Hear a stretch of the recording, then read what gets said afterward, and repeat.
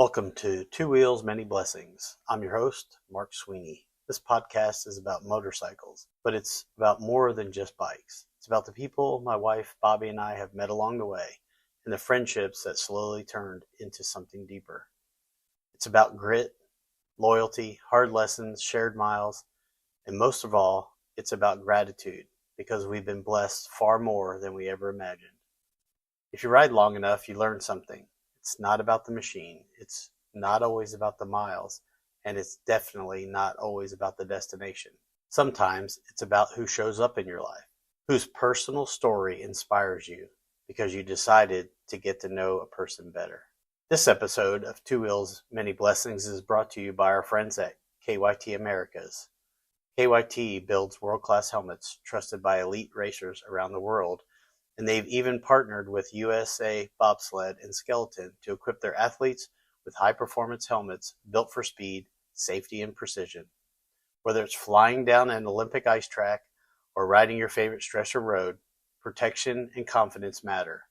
Learn more about KYT and their latest inventions and partnership at kytamericas.com or usabs.com. Thailand Motor Tours, an all-inclusive motorcycle tour through the captivating mountains and valleys of northern Thailand, offering off-road and on-road tours November to January. On-road, ride the famous Mae Hong Sung Loop over 1,800 curves of motorcycle bliss. Off-road, ride the epic trails of northern Thailand that few ever experience. This is more than a vacation. It's an adventure of a lifetime.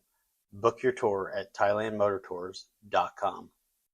Bobby and I met Dan Kruger at the AIM Expo in Anaheim in January of 2026. We were spending time with Brandon Cretu from KYT Americas when we stepped into a conversation Brandon was having with a longtime friend of his. Brandon introduced us and casually mentioned that Dan had raced the Isle of Man and Macau. He talked about racing Dan's spare bike at Road Atlanta and teaming up with him for the Wira National Endurance 4-hour at Roebling Road. So right away, you knew you weren't talking to an average weekend racer. But what caught my attention wasn't the resume. During the same conversation, Dan mentioned being featured on CNN with Dr. Sanjay Gupta in a special about pain and opioids. His story wasn't just about racing success. It was about severe injury, opioid addiction, and the hard road back to recovery. That shifted the conversation. Bobby and Dan started talking about health, discipline, nutrition. He mentioned how much Bobby had in common with his wife. It didn't feel like networking. It felt genuine. Over the next few days, the vendor track walk, dinners, Anaheim 1 Supercross, we ended up spending a lot of time together. Bobby and I were kind of tagging along with Brandon and Dan, and I remember thinking, Dan had to be wondering, who is this older couple just hanging around? But he never made us feel out of place. He was kind, engaged, and open. And the more we talked, the more he shared. Not just victories, but struggles. Not just podiums, but pain. The life issues he went through and the work it took to come out stronger on the other side. That's when it became clear to me. He's a man who's successful in business, successful in racing, and yet carries himself with humility. No ego, no performance, no need to impress, just real. And that's what this podcast is about. Because sometimes the blessing isn't the race, it isn't the event, and it isn't even the motorcycles. It's when a fellow rider chooses to spend time with you and his story inspires you, to let you see who they really are, to allow someone new into their story. Motorcycles introduce us, but the character is what connects us. And sometimes the greatest blessings isn't twisting the throttle. It is being grateful that you and someone new took the time to truly get to know each other. Let's go into the deep dive on Dan Kruger. Okay, so if I slid a medical file across the desk to you right now, patient is in their 50s, diagnosed with psoriatic arthritis, severe osteoporosis, a history of over 30 broken bones, and, get this, a documented 32-year dependency on heavy opioids. Wow. What kind of lifestyle are you picturing for that person? I mean, I'm picturing a care facility. Honestly, I'm picturing someone who struggles to get out of a recliner. Right. That is just a massive physiological load for a human body to carry. You're talking about a skeletal system that is compromised and a pain management system that is just completely overwhelmed. You'd think so. Well, But the patient in this file is currently wrestling a 200-horsepower Kawasaki Superbike around a track at nearly 200 miles per hour. No way. And he's not just participating, he's winning back-to-back national championships. It just sounds physically impossible. Yeah, but that's why we're talking about Dan Kruger. He's less of a sports story and more of a, I don't know, a medical anomaly. Welcome back to the Deep Dive. Today, we're digging into a stack of sources that tell one of the wildest stories we've ever covered. I've got race reports here from Road Racing World and archives from Inside Motorcycles. And I've got some detailed notes here on a 2025 CNN documentary featuring Dr. Sanjay Gupta.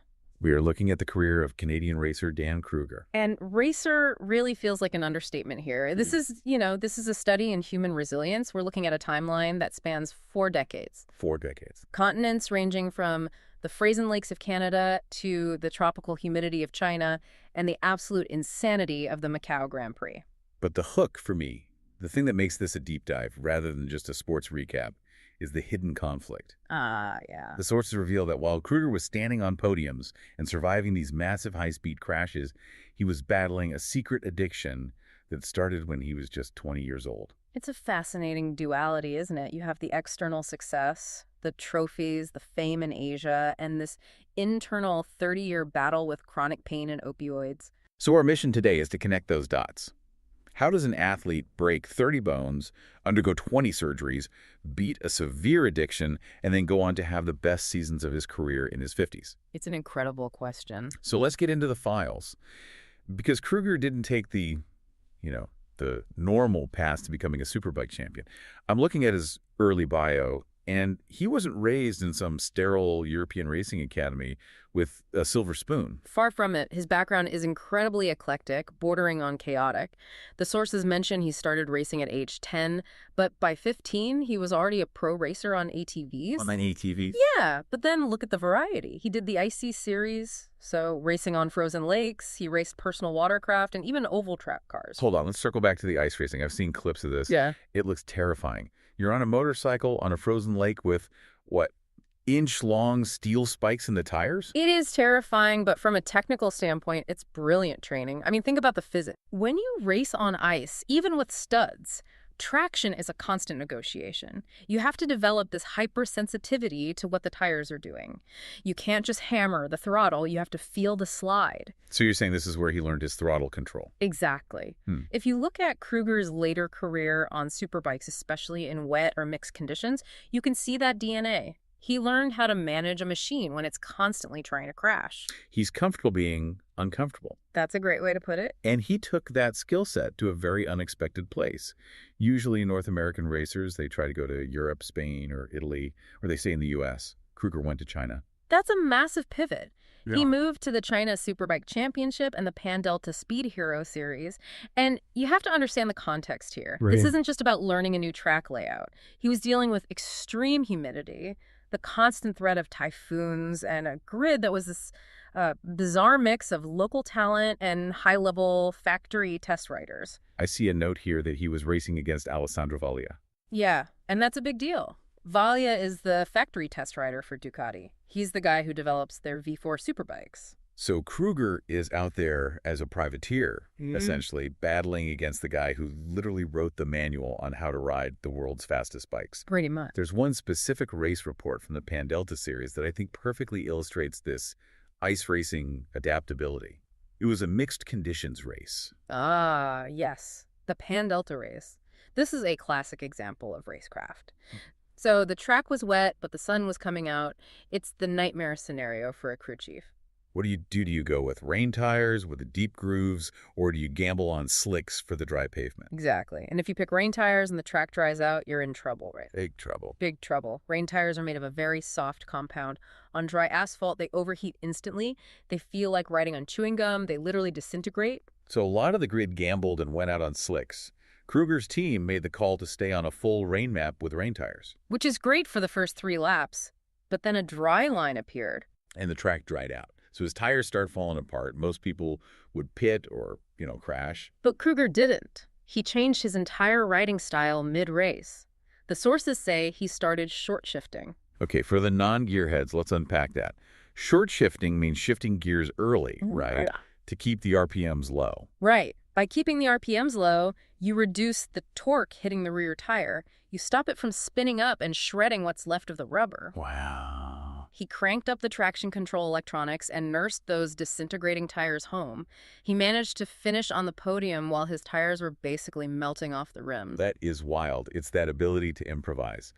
But if you're talking about improvisation, we have to talk about the 2014 Macau Grand Prix. This story is just, it reads like a movie script. Oh, the Macau Grand Prix is in a league of its own. For those who haven't seen it, picture a Formula One track, but narrower. Much narrower. It's a street circuit, which means there is no grass runoff, no gravel traps, it's just a track, and then a steel Armco barrier. And you're doing 180 miles per hour. If you make a mistake, you don't slide into the grass, you hit a solid wall. It is widely considered one of the most dangerous races in the world. And in 2014, Kruger shows up, and literally everything that can go wrong does. Okay, so first, there was a flu outbreak. Yeah, before wheels even turned, Kruger and 8 other riders got hit with a severe flu, so he's physically depleted from the start. And then the real crisis hit. His race bikes were stuck in customs in China. Just locked up in a shipping container somewhere. Bureaucracy. They weren't going to make it. So you're at the deadliest track in the world, you have the flu, and you have no bike. Most people would just pack up and go home. Maybe next year.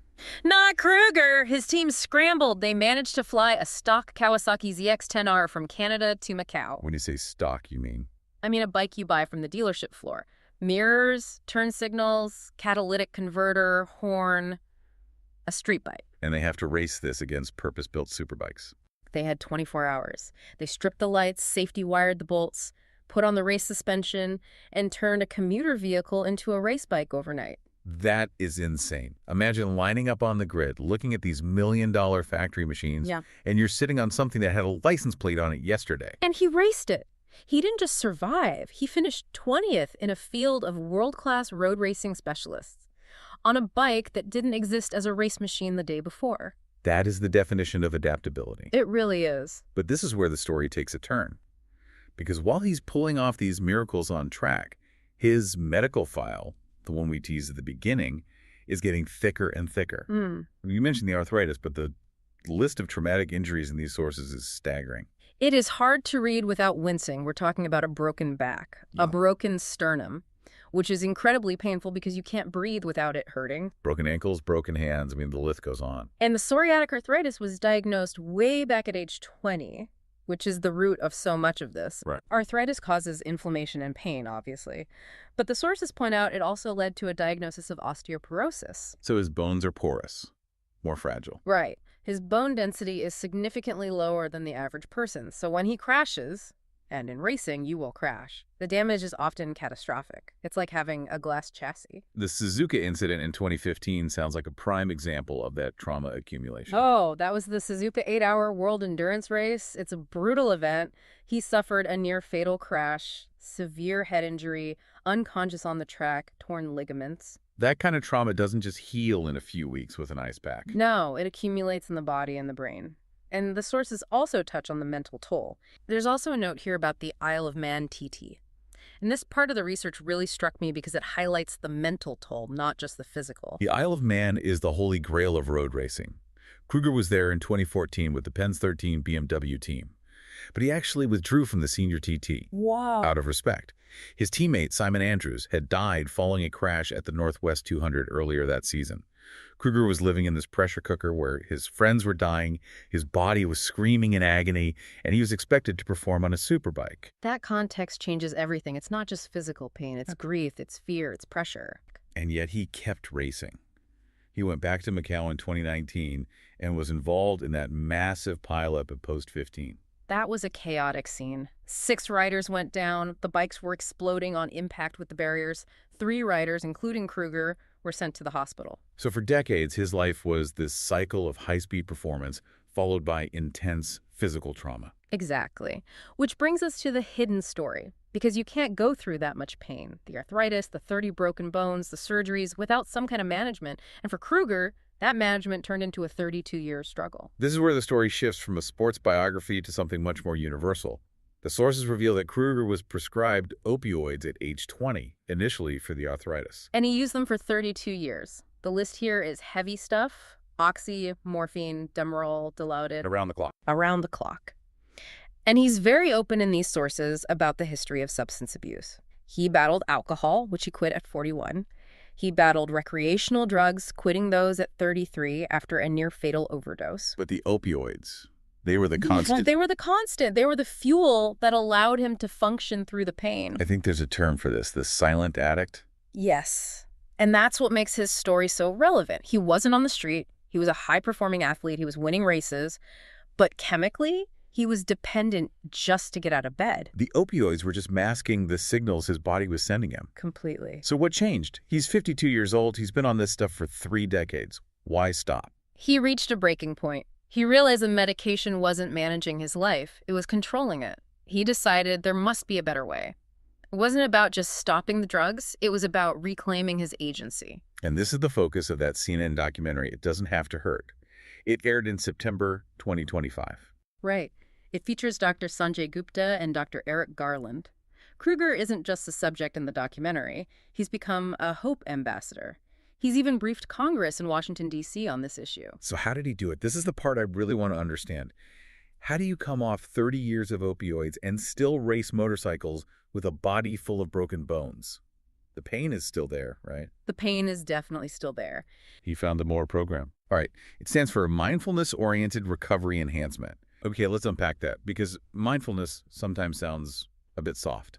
People think of incense and whale sounds, but this seems intense. It's incredibly rigorous. It's not just sitting quietly, it's a regimen. The sources detail it. 20 minutes of specific mindfulness practice daily, combined with 1 hour of exercise, strict sleep hygiene. 7 to 8 hours, right? 7 to 8 hours, and heating and cooling therapies, plus magnesium supplementation. It's a full lifestyle overhaul. It really is. But the science behind MORE is fascinating. It's based on neuroplasticity. See, chronic pain and long-term opioid use, they actually change the brain's chemistry. How so? They rewire your brain to amplify pain signals.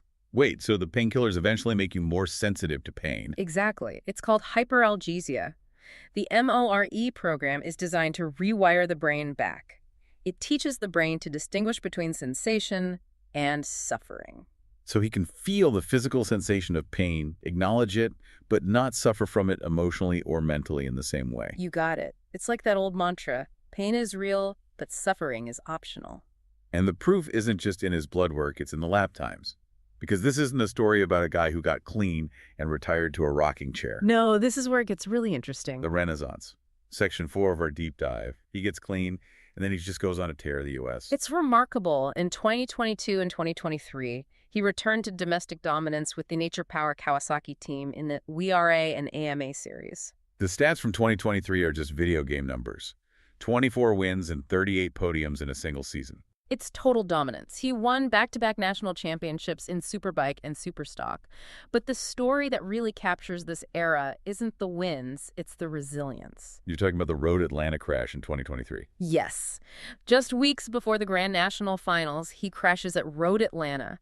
Broken ribs, bruised lung, fractured collarbone. Broken ribs are the worst. You can't breathe, you can't sleep. And a fractured collarbone, that's your connection to the handlebars. Most people are taking a few months off for that. Kruger had the collarbone plated surgically, literally screwed a metal plate onto the bone, and was back on the grid 2 weeks later at Barber Motorsports Park for the finals. And if that wasn't enough drama, the bike decided to quit on him. It's like the universe was testing his new mindset. In practice at the finals, his motor blew a valve. Catastrophic failure. The engine is toast. So he's injured, in acute pain, and his bike is dead. And this is where the team steps up. His crew, led by his crew chief Stefan, built a new bike from the frame up overnight. They finished it, put Kruger on it, and he went out and raced, racing with broken ribs and a fresh plate in his shoulder. And he clinched the title. He clinched the titles.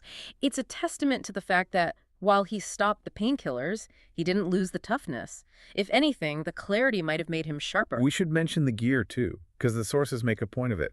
When you're riding injured like that, you can't be fighting the bike. No, at this level, the equipment is a lifeline. He credits partners like EBC Brakes, specifically the GPFA X pads, for being able to stop a 220 horsepower bike with just one finger. One finger. And Pirelli tires, which we mentioned earlier, were crucial for managing heat and traction.